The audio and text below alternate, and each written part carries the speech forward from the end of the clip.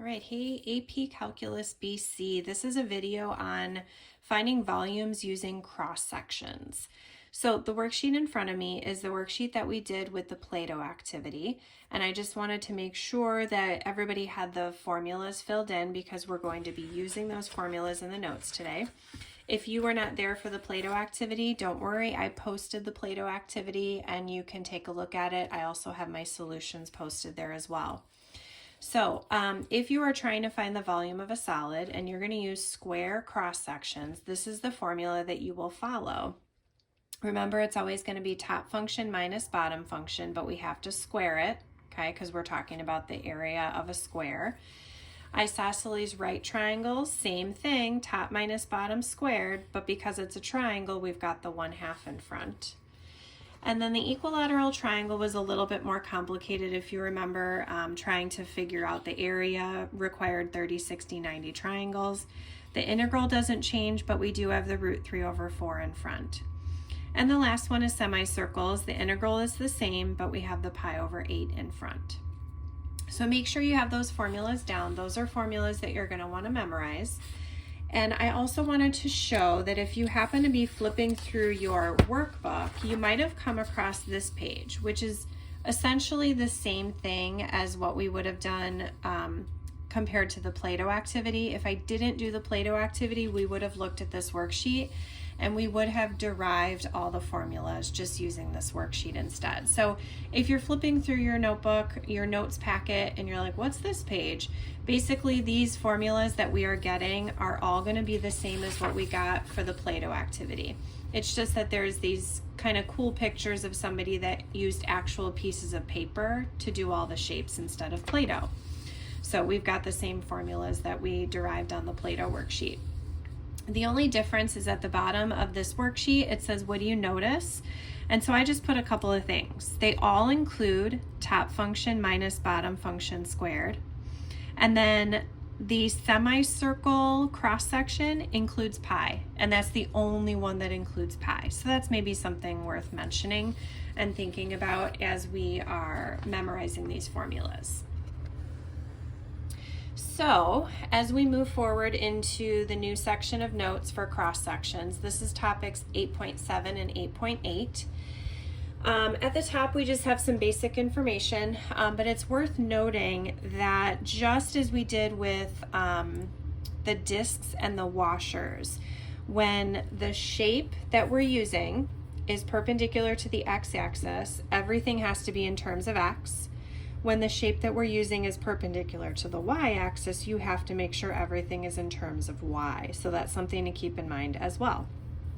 So let's take a look at the first set of examples. I'm first going to just reveal that if we are looking at this particular graph here, it wants us to find the volume of the solids formed whose cross sections are the shapes indicated below. The cross sections are perpendicular to the x-axis, which is great. We don't have to worry about rewriting our equations. And then here are the equations. Now, hopefully you can identify that this curve here is the sine curve, so I labeled that as f of x. And then the cubic function goes down here, and that happens to be our g of x. It's important that we know which one's on top and which one's on bottom.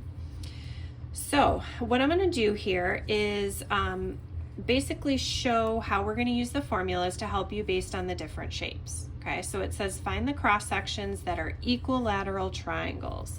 So if we look back at our Play-Doh activity, okay, we want to look at the equation that talks about equilateral triangles. So we're going to do top function minus bottom function squared, but we should have a √3/4 in front of the integral.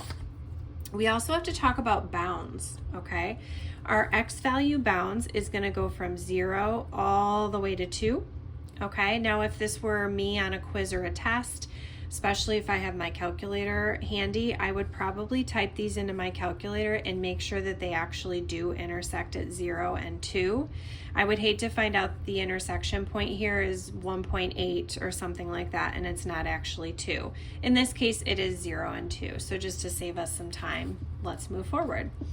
So if we're going to write out this integral, I'm going to go ahead and reveal it, and you'll notice that I used my calculator to get the answer just to keep things quick and easy. And so for cross sections of equilateral triangles, we have our root 3/4 in front. Our x values go from 0 to 2, and then we have the top function minus the bottom function all squared. And so hopefully you get this in your calculator. If you don't, it might just be a parenthesis issue. And if it helps, you can put this in as your y1, this one as your y2, and instead of typing the functions again, just put y1 minus y2. That's an option as well. And that's kind of a neat answer, 4.321. All right, the next one is cross sections by semicircles. So go ahead and pause the video, see if you can come up with the setup, and then check your answer. All right, the only thing that's different here is that we have a pi over 8 in front. Everything else is the same, just the pi over 8 in front, so we get 3.918. All right, the next question is isosceles right triangles. So again, check your setup, and here we go. The integral is all the same. The only difference is I have the 1/2 in front, so we have 4.989. So notice the volumes are all changing because it depends on what shape you're using, okay? The last easy one is using squares. And so basically that's the same setup with nothing in front of your integral. So that one's 9.978. All right, the two at the bottom are a little bit different. So it says cross sections are rectangles whose height is twice the length of the base. So here's what I recommend. When anything different is thrown at you like this, I would draw a picture.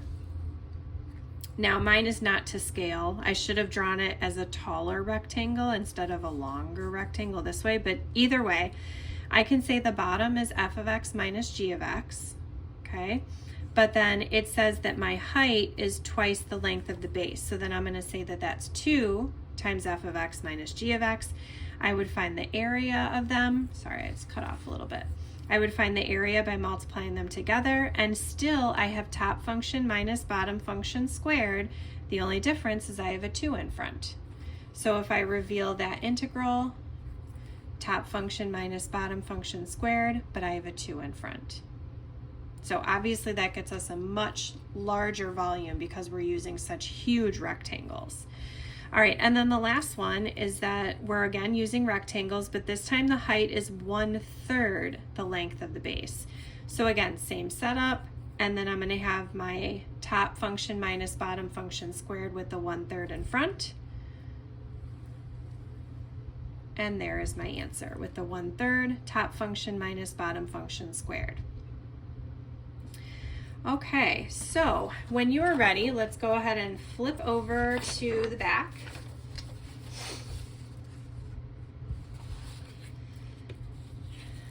All right. So for this particular problem, it says region R is bounded by the graphs. We have a parabola x squared minus 1 and then a line y equals x plus 1 as shown to the right. Now, it says region R, which is that region in there, is the base of a solid. Each cross section perpendicular to the x-axis is a square. Find the volume of the solid. So top function is the line, bottom function is the parabola, and we're talking about a square. So see if you can set that one up, pause the video, and then see if you're right. All right, for this one I used bounds from -1 to 2 because you can see we intersect here at -1 and then all the way up here at +2. Top function is the line, minus bottom function is the parabola, and hopefully you got 8.1.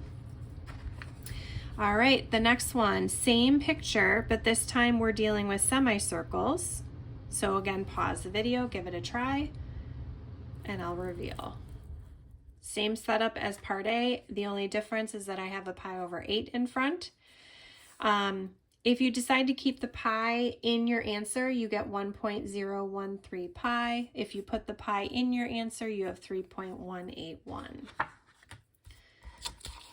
All right, the next one is, oh yeah, this, I didn't like the writing here. I think something was kind of off when the last teacher copied and pasted it. So it says region R is the base of a solid. Actually, let me look to see. Yeah, I didn't update it before I printed these this year.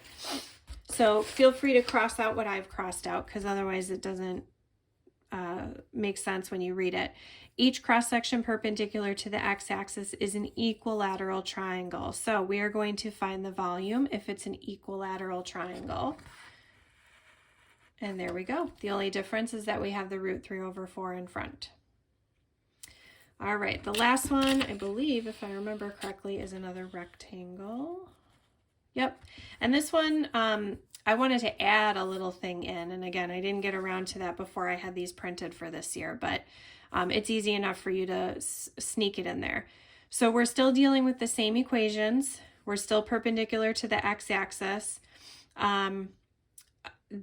Here it says it's going around the x-axis, and then this says y. So please correct that as well in your notebooks. That this still says y, but it should say x.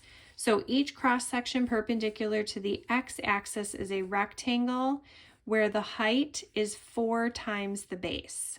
I didn't like how this said, because a rectangle with a height of 4, they didn't want you to use a height of 4. They want you to use the height that is 4 times the base, and then find the volume of the solid. So here is, go ahead and pause if you want to try it, and then here is my answer. So I've got top function minus bottom function squared with a 4 out front, because the height is 4 times bigger. So overall we should get 32.4 there. So hopefully this lesson wasn't too challenging, especially with the Play-Doh activity that we did last week. I hope that that was a good introduction and a good way to help you understand the formulas. And we will continue this topic next time I see you.